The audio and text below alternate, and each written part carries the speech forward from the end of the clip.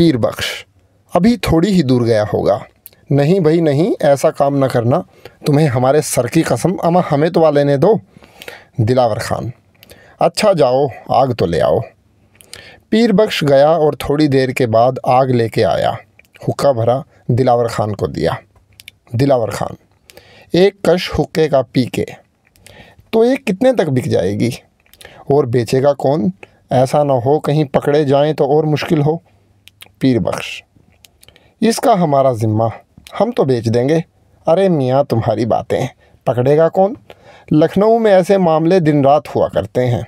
हमारे साले को जानते हो? दिलावर खान, करीम? पीर बख्श, हाँ, उसकी रोटी इसी पर है। 20 लड़के लड़कियां पकड़ ले गया, लखनऊ में जाके दाम खरे कर लिए। दिलावर खान, आजकल कहाँ है? पीर बख्श, कहाँ है? लखनऊ में गोमती उस पार उसकी ससुराल है, वहीं होगा। दिलावर खान, भला लड़का लड़की कितने को बिकते हैं? पीर बख्श, जैसी सूरत हो। दिलावर खान, भला ये कितने को बिक जाएगी? पीर बख्श, 100-150 जैसी तुम्हारी तकदीर हुई। दिलावर खान, भाई की बातें, 100-150, इसकी सूरत ही क्या है? 100 भी तो बहुत हैं। पीर बख्श, अच्छा इससे क्या, ले तो चलो, माल डालने से क्या फ़ायदा? इसके बाद दिलावर खान ने पीर बख्श के कान में कुछ झुककर कहा जिसको मैंने नहीं सुना। पीर बख्श ने जवाब दिया, वो तो हम समझते ही थे, तुम बेवकूफ़ थोड़ी हो। रात भर गाड़ी चला की, मेरी जान सांसों में थी, मौत आंखों के सामने फिर रही थी, ताकत सलब हो गई थी, बदन सुन हो गया था। आपने सुना होगा नींद सूली पर भी आती है। थोड़ी देर में मेरी आंख लग गई। तरस खा कर के पीर बख्श ने बैलों का कम्बल उड़ा दिया। रात को कई मर्तबा चौंक चौंक पड़ी, आंखें खुल जाती थीं, मगर डर के मारे चुपकी पड़ी थी। आखिर एक मर्तबा डरते डरते मुंह पर से कम्बल सरका के जो देखा, मालूम हुआ मैं गाड़ी में अकेली हूँ। पर्दे से झांक के देखा तो सामने कुछ कच्चे मकान हैं, एक बनिए की दुकान है। दिलावर खान और पीर बख्श कुछ ख़रीद रहे हैं। बैल सामने बरगद के दरख्त के नीचे भूसा खा रहे हैं। 2-3 गंवार अलाव के पास बैठे हुए ताप रहे हैं। एक चिलम पी रहा है। इतनी देर में पीर बख्श ने गाड़ी के पास आके थोड़े से भुने हुए चने दिए। मैं रात भर की भूखी थी, खाने लगी। थोड़ी देर के बाद एक लोटा पानी लाके दिया।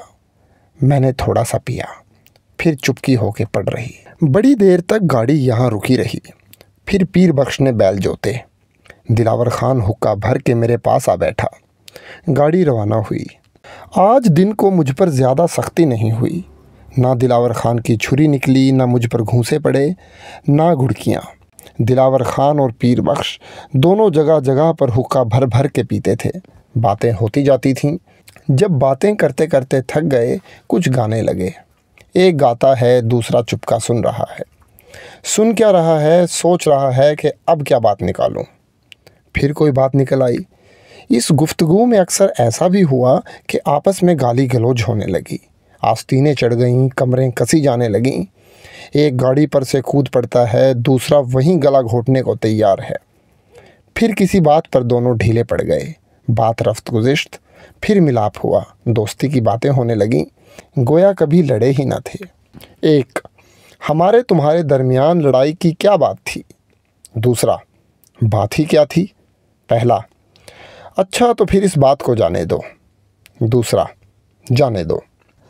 दे फड़कने की इजाज़त सयाद, शब अव्वल है गिरफ्तारी की। गिरफ्तारी की शब अव्वल का हाल तो आप सुन चुके। हाय वो बेबसी, मरते दम तक न भूलूंगी। मुझे खुद हैरत है कि मैं क्यों कर ज़िंदा बची। है कि क्या सख्त जान थी कि दम न निकला। दिलावर खान बंदे, दुनिया में तू खैर अपनी सज़ा को पहुंचा, मगर क्या इससे मेरे दिल को तस्कीन हुई? मुए की बोटियां काट काट कर चील कौवों को खिलाती तो भी मुझे आह न आती। यकीन है कि कब्र में तुझ पर सुबह व शाम जहन्नुम के कुंदे पड़ते होंगे, और क़यामत के दिन खुदा चाहे तो इससे बदतर दर्जा होगा। हाय मेरे माँ बाप का क्या हाल हुआ होगा, कैसे तेरी जान को कल्पे होंगे। बस मिर्ज़ा साहब, इतनी आज कही बाकी कल कहूँगी। अब मेरा दिल है कि उमड़ा चलाता है, जी चाहता है खूब चीखें मार मार कर रोऊं। आप मेरी आवारगी की सरगुज़िश्त सुनकर क्या कीजिएगा, बेहतर है कि यहीं तक रहने दीजिए। मैं तो ये कहती हूँ कि काश दिलावर खान मुझको मार ही डालता तो अच्छा था। मुट्ठी भर खाक से मेरी आबरू ढक जाती, मेरे माँ बाप की इज़्ज़त को धब्बा ना लगता, दीनों दुनिया की रूह स्याही तो ना होती। हाँ, मैंने अपनी माँ को एक बार फिर देखा था। कब उनको देखा था? इसको एक ज़माना हुआ, अब खुदा जाने जीती हैं कि मर गईं। सुना है कि छोटे भाई के एक लड़का है, माशाल्लाह 14-15 बरस का। 2 लड़कियां हैं। मेरा बेख्तियार जी चाहता है कि उन सब को देखूं। कुछ ऐसा दूर भी नहीं, मुए 1 रुपये में तो आदमी फैज़ाबाद पहुंच सकता है, मगर क्या करूं, मजबूर हूं। उस ज़माने में जब रेल न थी, फैज़ाबाद से लखनऊ 4 दिन का रास्ता था, मगर दिलावर खान इस खौफ से कहीं मेरा बाप पीछा ना करे, नहीं मालूम किन बीहड़ रास्तों से लाया, कोई 8 दिन में लखनऊ पहुंची। मुझ निगोड़ी को क्या खबर थी कि लखनऊ कहाँ है, मगर दिलावर खान और पीर बख्श की बातों से मैं इतना समझ गई थी कि ये लोग मुझे वहीं लिए जाते हैं। लखनऊ का मैं नाम घर में सुना करती थी, क्योंकि मेरे नाना यहीं किसी महल की ड्योढ़ी पर सिपाहियों में नौकर थे। घर में उनका जिक्र होता रहता था। एक मर्तबा वो फैज़ाबाद भी गए थे, मेरे लिए बहुत सी मिठाई और खिलौने लेकर गए थे। मैं उन्हें अच्छी तरह पहचानती थी। लखनऊ में गोमती उस पार करीम के ससुराल में मुझे लाकर उतारा। छोटा सा कच्चा मकान। करीम की सास मुई मुर्दे शूनी सी मालूम होती थी। मुझे घर में ले गई और एक कोठरी में बंद कर दिया। सुबह होते लखनऊ पहुंची थी, दोपहर तक बंद रही। फिर कोठरी का दरवाज़ा खुला। एक जवान सी औरत, करीम की जोरू, 3 चपातियाँ और एक मिट्टी के प्याले में चमचा भर माश की दाल और एक बदनी पानी की मेरे आगे रख के चली गई। मुझे उस वक्त वो नेमत हो गई। 8 दिन हो गए थे, घर का पका खाना नसीब न हुआ था। रास्ते में चने और सत्तुओं के सिवा कुछ मिला ही न था। कोई आधी बुधनी पानी की पी गई, उसके बाद ज़मीन पर पाँव फैला के सो रही। खुदा जाने कितनी देर सोई, क्योंकि उस अंधेरी कोठरी में दिन रात की तमीज़ ना हो सकती थी। इस मर्तबा दरमियान में कई मर्तबा आँख खुली, चारों तरफ अंधेरा, कोई आस ना पास। फिर ओढ़नी में मुंह ढाँप के पड़ रही, फिर नींद आ गई। तीसरी चौथी मर्तबा जो आँख खुली तो फिर नींद ना आई, पड़ी जागती रही। इतने में करीम की सांस डायन की शक्ल बकती बड़बड़ाती अंदर आई। मैं उठ बैठी। लौंडिया कितनी सोती है, रात को चीखते चीखते गला फट गया। झिंझोड़ झिंझोड़ के उठाया, सांस ही न ली। मैं तो समझी सांप सूंघ गया। ए लो, वह तो उठ बैठी। मैं चुपके से सुना की। जब खूब बक चुकी तो पूछने लगी, प्याला कहाँ है? मैंने उठा दिया। वो बाहर लेकर निकली। कोठरी का दरवाज़ा बंद हो गया। थोड़ी देर के बाद करीम की जोरू आई। इसी कोठरी में एक खिड़की लगी थी, उसे खोल दिया, मुझको बाहर निकाला। एक टूटा सा खंडर पड़ा था, यहाँ आके आसमान देखना नसीब हुआ। थोड़ी देर के बाद फिर उसी काल कोठरी में बंद कर दी गई। आज अरहर की दाल और ज्वार का दलिया खाने को मिला। इसी तरह 2 दिन गुजरे। तीसरे दिन एक और लड़की मुझसे सिन में 2-1 बरस बड़ी, इसी कोठरी में लाके बंद की गई। करीम खुदा जाने कहाँ से फुसला के ले आया था। बेचारी कैसी चहकू पहकू रोती थी। मुझको उसका आना गनीमत हो गया। जब वो रो धो चुकी तो चुपके चुपके बातें हुआ की। किसी बनिए की लड़की थी, रामदेई नाम था। सीतापुर के पास कोई गांव था, वहाँ की रहने वाली थी। अंधेरे में तो उसकी शक्ल दिखाई न दी। जब हस्बे मामूल दूसरे दिन खिड़की खोली गई तो उसने मुझको देखा, मैंने उसे देखा। गोरी गोरी थी, बहुत खूबसूरत। नाक नक्शा डील ज़रा छरहरा था। चौथे दिन उस काल कोठरी से उसकी रिहाई हुई। मैं वहीं रही, फिर तन्हाई नसीब हुई। दोपहर दिन अकेली वहीं रही। तीसरे पहर रात के वक्त दिलावर खान और पीर बख्श ने मुझे आके निकाला, अपने साथ ले चले। चांदनी रात थी। पहले एक मैदान, फिर एक बाज़ार में से होकर गुजरी, फिर एक पुल पर आए। दरिया लहरें मार रहा था, ठंडी हवा चल रही थी। मैं कांपती जाती थी। थोड़ी देर के बाद फिर एक बाज़ार मिला, उससे निकल के एक तंग गली में दूर तक चलना पड़ा। पाँव थक गए। उसके बाद एक और बाज़ार में आए। यहाँ बहुत भीड़ थी, रास्ता मुश्किल से मिलता था। अब एक मकान के दरवाज़े पर पहुँची। मिर्ज़ा रुस्वा साहब, आप समझे ये कौन सा बाज़ार था? ये वो बाज़ार था जहाँ मेरी इज़्ज़त फ़रोशी की दुकान थी, यानी चौक। और ये मकान वो था जहाँ से ज़िल्लत, इज़्ज़त, बदनामी, नेक नामी, जर्द रुई, सुर्ख रुई, जो कुछ दुनिया में मिलना था मिला, यानी खानम जान के मकान का दरवाज़ा खुला हुआ था। थोड़ी दूर पर जीना था। जीने पर से चढ़ के ऊपर गई। मकान के सहन में होके सदर दालान के दाहिनी तरफ दालान वसी में खानम जान के पास गई। खानम साहब को आपने देखा होगा। उस ज़माने में उसका सिन करीब 50 बरस के था। क्या शानदार बुढ़िया थी। रंग तो सांवला था, मगर ऐसी भारी भरकम जामा ज़ेब औरत देखी न सुनी। बालों के आगे की लटें बिल्कुल सफ़ेद थीं। उनके चेहरे पर भली मालूम होती थीं। मलमल का दुपट्टा सफ़ेद, कैसा बारीक चुना हुआ। ऊदे मशरूए का पायजामा, बड़े बड़े पांचे, हाथों में मोटे मोटे सोने के कड़े कलाइयों में फंसे हुए, कानों में सादी दुआतियाँ लाख लाख बनाव देती थीं। बिस्मिल्लाह की रंगत नाक नक्शा हू बहू उन्हीं का सा था, मगर वो नमक कहाँ। उस दिन की सूरत खानम की मुझे आज तक याद है। पलंगड़ी से लगी हुई कालीन पर बैठी हैं। कंवल रोशन है। बड़ा सा नक्शी पानदान आगे खुला हुआ रखा है। पेचवान पी रही हैं। सामने एक सांवली सी लड़की बिस्मिल्लाह जान नाच रही है। हमारे जाने के बाद नाच मौकूफ़ हुआ। सब लोग कमरे से चले गए। मामला तो पहले ही तय हो चुका था। खानम जान, यही छोकरी है? दिलावर खान, जी हाँ। मुझे पास बुलाया, चुमकार के बिठाया, माथा उठा के सूरत देखी।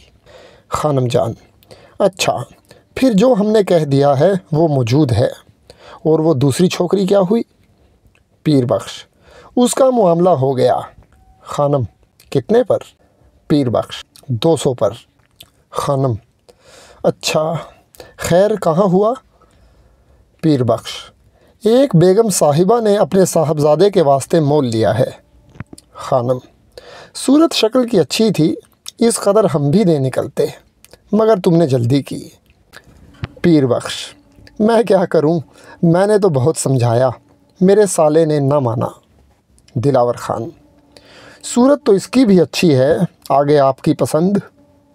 खानम, खैर आदमी का बच्चा है।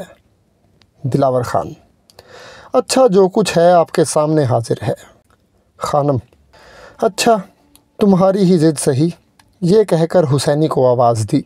हुसैनी गदबी सी सांवली अधेड़ औरत सामने आ खड़ी हुई। खानम, हुसैनी, हुसैनी, खानम साहब। खानम, संदूकचा लाओ। हुसैनी गई, संदूकचा ले आई। खानम साहब ने संदूकचा खोला। बहुत से रुपए दिलावर खान के सामने रख दिए।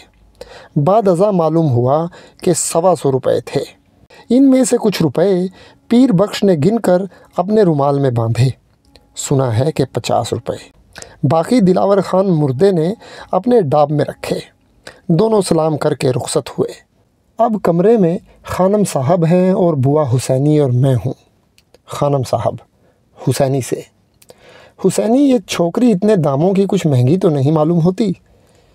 हुसैनी, महंगी? मैं तो कहती हूँ सस्ती है। खानम, सस्ती भी नहीं है, खैर होगा। सूरत तो भोली भाली है, खुदा जाने किसकी लड़की है। हाय, माँ बाप का क्या हाल होगा। खुदा जाने कहाँ से मुँह पकड़ लाते हैं, ज़रा भी खौफ खुदा नहीं। बुआ हुसैनी, हम लोग बिल्कुल बेकसूर हैं। अजाब सवाब इन्हीं मुँहों की गर्दन पर होता है, हमसे क्या। आखिर यहाँ न बिकती कहीं और बिकती। हुसैनी, खानम साहब यहाँ पर अच्छी रहेगी। आपने सुना नहीं बीवियों में लोंडियों की क्या गतें होती हैं? खानम, सुना क्यों नहीं। ये अभी उस दिन का जिक्र है। सुना था सुल्तान जहां बेगम ने अपनी लोंडी को कहीं मियाँ से बात करते देख लिया था, सीखों से दाग कर मार डाला। हुसैनी, दुनिया में जो चाहें कर ले, क़यामत के दिन ऐसी बीवियों का मुंह काला होगा। खानम, मुंह काला होगा, जहन्नुम के कुंदे पड़ेंगे। हुसैनी, खूब होगा, मुँह की यही सज़ा है। इसके बाद बुआ हुसैनी ने बड़ी मिन्नत से कहा, बीवी ये छोकरी तो मुझे दे दीजिए, मैं पालूँगी।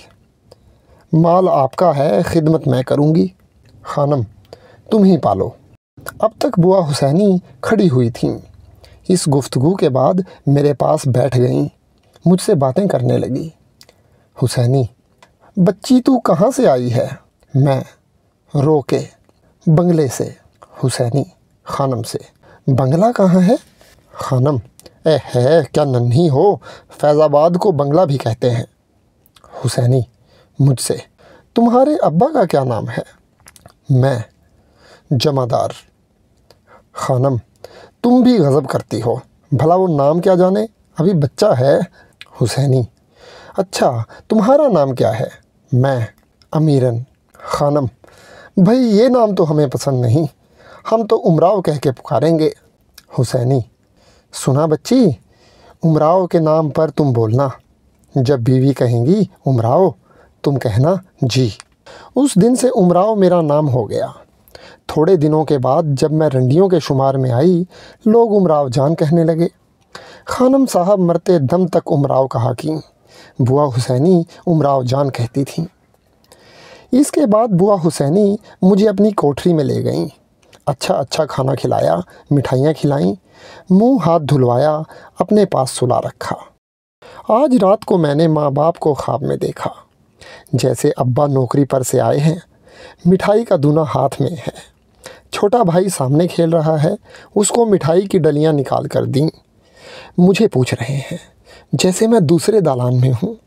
अम्मा बावर्ची खाने में हैं। इतने में अब्बा को जो देखा, दौड़ के लिपट गई, रो रो के अपना हाल कह रही हूँ। ख्वाब में इतना रोई कि हिचकियाँ बन गईं। बुआ हुसैनी ने होशियार किया, आँख जो खुली, क्या देखती हूँ, ना वो घर है ना दालान, अब्बा है ना अम्मा है। बुआ हुसैनी की गोद में पड़ी रो रही हूँ। बुआ हुसैनी आंसू पोंछ रही हैं। चिराग रोशन था। मैंने देखा कि बुआ हुसैनी के आंसू भी बराबर जारी हैं।